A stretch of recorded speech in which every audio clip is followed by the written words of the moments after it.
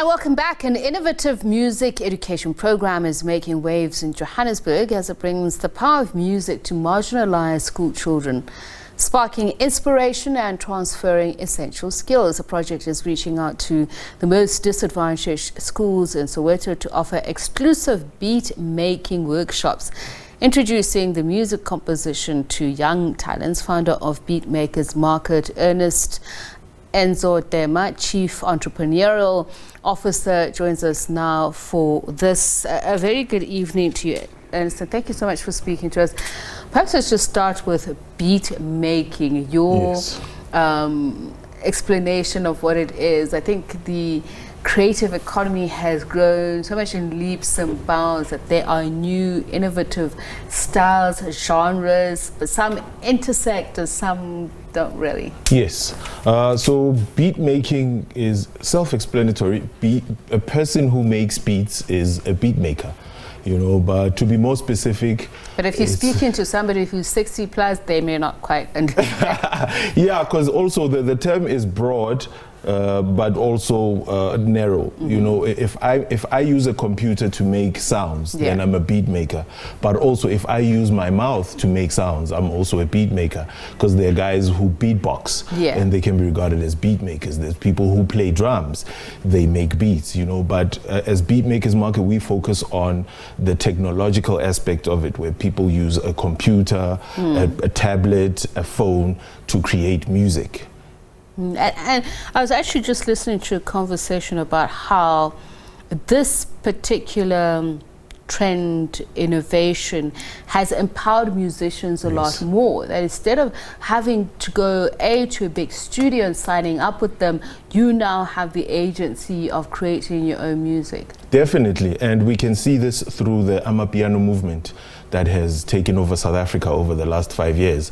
You know, these guys are making these global hits off of just their laptops in their shacks or back rooms in townships. And I mean, they have gotten endorsements from the likes of Drake from Canada, P. Diddy, Asha. We see all these people dancing to this music that was created in shacks all around townships in South Africa. And I guess it talks to what you're saying, that, you know, music and technology has met, and it has created this access for young kids to express themselves without the need to go to these big studios. So you're talking about underprivileged youths, and a lot of these would lack the resources. Yes. But unlike previous generations, you know, the digital era has also made things so much more accessible. You now know about a lot more than you would know previously, because it's in your face. It's delivered to your front door, whether you like it or not. So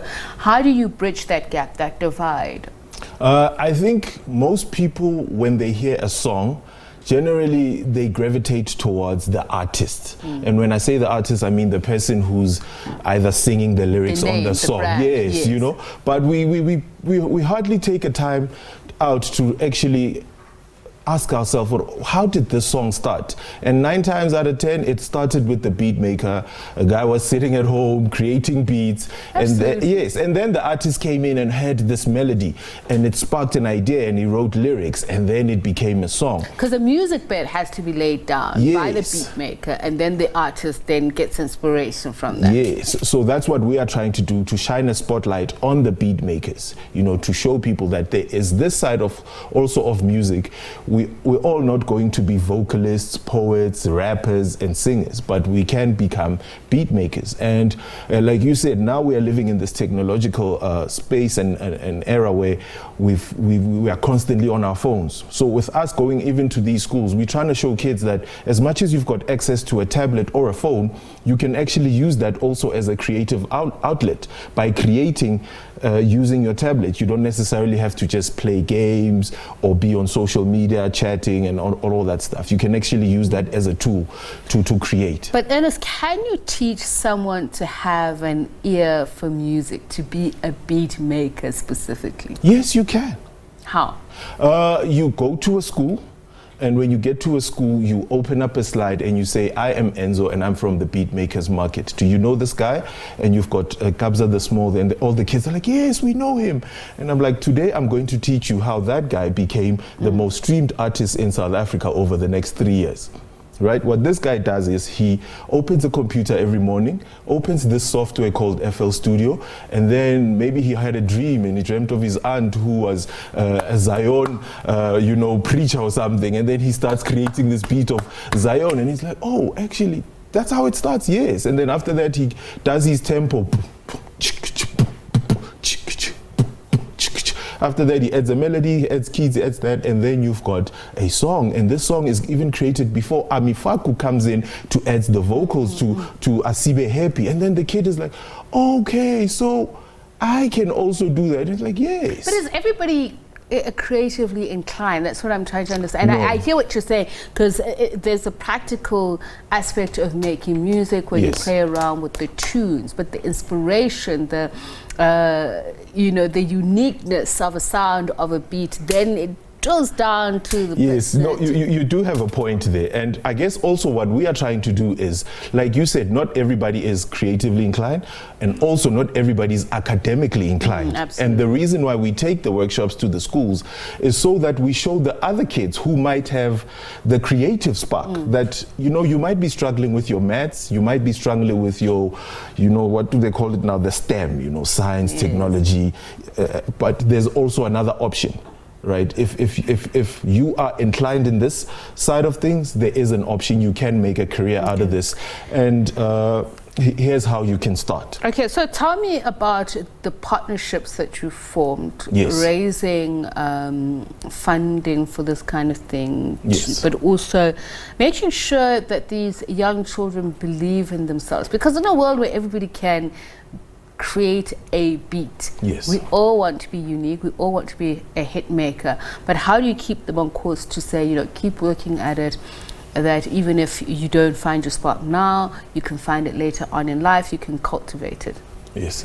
The partnerships we formed over the years, we've been fortunate enough that the city of Johannesburg has recognized the work that we do. So over the past 3 years, we've partnered with the Arts Alive International Film Festival. And our workshop is a community outreach initiative that they also endorse. And we've partnered with brands like M Audio, Newmark, which help in bringing the computers, the pianos to the schools so that the kids actually can do this practically without it all being theory, right? And then what we believe in, we are planting seeds, right? And just saying to the child, it is possible. If you are not gifted on the academia side, maybe you can look at the creative side, right? And then one day the kid will, and we target grade 7s because we know they're about to go into high school. And then when you get to high school, you might reconsider and say, you know what, I've noticed, ma'am, guti maths, I asinto that. Kikopa hokena kamo mo creative arts and culture hanyani. And then eventually, we believe that one day there'll be a kid on TV who would have made it as a musician. And when Tsepiso asked that kid, how did you start into music? And he'll say, these guys one day came to my school with controllers and laptops, and they taught me how to make these beats. And after that, I started creating, getting interest. Yes, I started playing around and having this interest. And here I am today. And here's something else. And you talk about Amapiano. Obviously, there was Tom, there was Kwaito. That uniquely South African sound. And I'll tell you where I'm going with this. I was listening very recently. One of my favorite songs, Jonathan Butler's Many Faces. And as I was listening to that, I was saying to myself, what is it about the song that I love so much? It's that quintessential South African sound. It's in the keys. It's in the acoustic guitar. It's the ululation. But it's also world music. Yes. So there's this temptation to lean to the American culture in the way we sound, the way we speak, but somehow in the way we create music. Whereas our biggest gift is that ability to create that Abdullah Ibrahim sound, that Huma Sikela sound. Yes. The uniqueness. Yeah, I think South Africans need to realize how gifted they are musically. You know, you are correct in saying we do draw a lot of inspiration from our American and Western counterparts, but if we can go back to the source and our roots, we will realize that actually we have got a well, you know, that we can constantly be tapping into. And fortunately, Amapiano, Gqom, and Kwaito has shown us that the world wants to hear more of that, actually. You know, when we come across sounding like them, they don't quite gravitate towards that sound. But when you come with something different and you're actually yourself, that's when they start gravitating towards that. Like, okay, this is something different. We like this, you know? That's when they say, what's that sound, man? What's that sound? And you know, I was telling a colleague the other day that isn't it crazy that right now being a South African young person is one of the most emulated things in the world. When you get on social media and TikTok, everybody's doing these Amapiano dances and it's a global phenomenon, right? And that should show us as South Africans that we should stay true to who we are. We don't have to change or throw in a little twang, you know, there and there. Just stay true to who you are. And the world will accept you as you are. And enjoy you as much. Yeah. Thank you so much, Ernest Tema, Chief Enterprise Officer and founder of Beat Makers Market.